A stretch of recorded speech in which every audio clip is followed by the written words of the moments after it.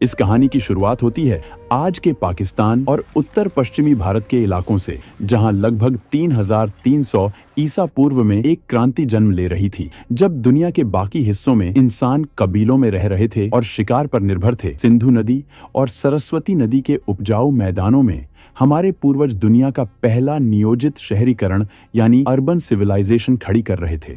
यह सभ्यता 10 लाख वर्ग किलोमीटर से भी ज्यादा इलाके में फैली थी, जो उस समय के मिस्र और मेसोपोटामिया की सभ्यताओं को अगर मिला दिया जाए तो उससे भी बड़ी थी। हड़प्पा और मोहनजोदड़ो जैसे शहर इस सभ्यता के मुकुट थे, लेकिन इन शहरों को खास बनाती थी उनकी प्लानिंग।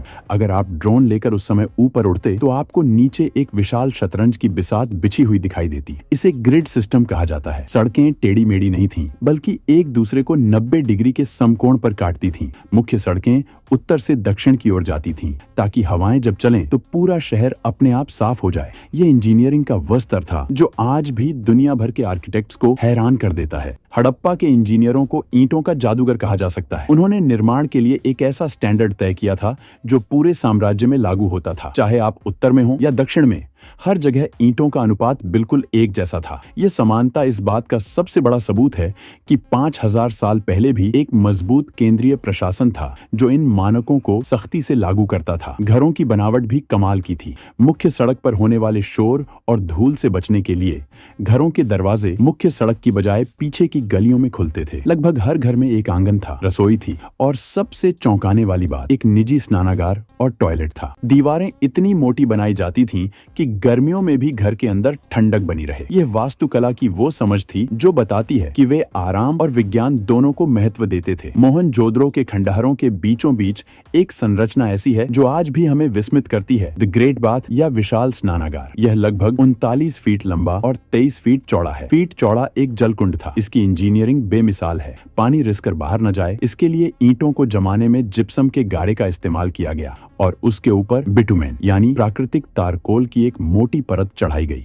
यह दुनिया का सबसे पुराना वाटरप्रूफिंग का उदाहरण है। इतिहासकार मानते हैं कि यह सामाजिक या धार्मिक अनुष्ठानों के लिए इस्तेमाल होता था। लेकिन पानी की कहानी सिर्फ यहाँ तक सीमित नहीं थी। गुजरात के धोलावीरा शहर ने तो जल संरक्षण में कमाल ही कर दिया था। यह शहर रेगिस्तान के बीच में था, इसलिए वहाँ के इंजीनियरों ने बारिश के पानी को इकट्ठा करने के लिए विशाल जलाशय और बांध बनाए। उन्होंने चट्टानों को काटकर ऐसे चैनल बनाए जो नदी के पानी को शहर के बड़े टैंकों तक लाते थे। धोलावीरा का जल प्रबंधन सिस्टम आज भी आधुनिक हाइड्रो इंजीनियर्स के लिए एक केस स्टडी है। हड़प्पा की अर्थव्यवस्था की रीढ़ थी उनका व्यापार, और इस व्यापार का केंद्र था लोथल। गुजरात के तट पर स्थित लोथल में दुनिया का सबसे पुराना जात मानव निर्मित बंदरगाह मिला है। यहाँ ईंटों से बना एक विशाल बेसिन था जहाँ समुद्र से आने वाले जहाज लंगर डालते थे। यहाँ से हड़प्पा के जहाज तांबा, हाथी दांत, मनके और लकड़ी लेकर मेसोपोटामिया, आज का इराक, ओमान और बहरीन तक जाते थे। मेसोपोटामिया के प्राचीन लेखों में हड़प्पा को मेलुहा कहा गया है।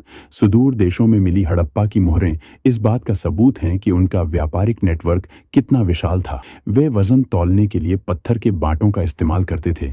लेकिन इस सभ्यता का सबसे बड़ा रहस्य आज भी हमें चुनौती दे रहा है, उनकी लिपि। हड़प्पा के लोगों ने हजारों मुहरों पर, बर्तनों पर और तांबे की प्लेटों पर कुछ लिखा है। लगभग 400 से ज्यादा अलग अलग अक्षर मिले हैं। धोलावीरा में एक बड़ा साइन बोर्ड मिला है जिस पर 10 बड़े अक्षर लिखे हैं। शायद यह दुनिया का पहला बिलबोर्ड था, लेकिन 100 साल की कोशिशों के बाद भी हम इसे पढ़ नहीं पाए हैं। हम नहीं जानते कि वे कौन सी भाषा बोलते थे। जिस दिन यह लिपि डिकोड हो जाएगी, उस दिन इतिहास दोबारा लिखा जाएगा। धर्म की बात करें तो वे प्रकृति पूजक थे। सबसे दिलचस्प है पशुपति सील, जिसमें एक व्यक्ति योग मुद्रा में बैठा है और जानवरों से घिरा है। कई विद्वान इसे भगवान शिव का प्रारंभिक रूप मानते हैं। स्वास्तिक का चिन्ह, पीपल की पूजा और मांग में सिंदूर, ये सब हमें विरासत में वहीं से मिले हैं। इतनी महान, इतनी विकसित सभ्यता जो लगभग 1000 सालों तक शान से खड़ी रही, आखिर उसका अंत कैसे हुआ? 1900 ईसा पूर्व के आसपास शहरों में गिरावट आने लगी, नालियां जाम होने लगीं और व्यापार ठप पड़ गया। पहले माना जाता था कि आर्यों ने हमला किया, लेकिन अब विज्ञान ने इसे नकार दिया है। असली कातिल था जलवायु परिवर्तन। सैटेलाइट इमेजरी बताती है कि उस समय सरस्वती नदी, जिसके किनारे सैकड़ों बस्तियां थीं, वह सूखने लगी क्योंकि टेक्टोनिक टेक्टोनिक हलचल ने उसके पानी को यमुना की तरफ मोड़ दिया। दूसरी तरफ सिंधु नदी ने अपना रास्ता बदल लिया, जिससे भयंकर बाढ़ आई। मानसून कमजोर पड़ गया और सूखा पड़ने लगा। जब पानी ही नहीं रहा तो शहर वीरान हो गए। लोग अपने शानदार घरों को छोड़कर पूर्व और दक्षिण की ओर गंगा के मैदानों की तरफ पलायन कर गए। वे मरे नहीं, वे बस बिखर गए।